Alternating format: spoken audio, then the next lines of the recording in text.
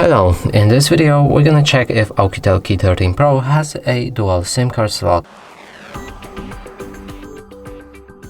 So in order to do this, first we'll need to locate the slot, and it should be somewhere around here. It's this one. Now let's take the needle from the box and stick it in this gap right here. It should open like this. Now we can take it out and see for the SIM slots.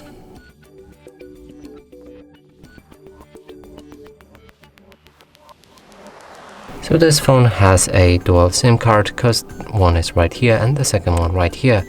And that's it for this video. Hope you like it. Please consider subscribing to our channel, leave a like and a comment below.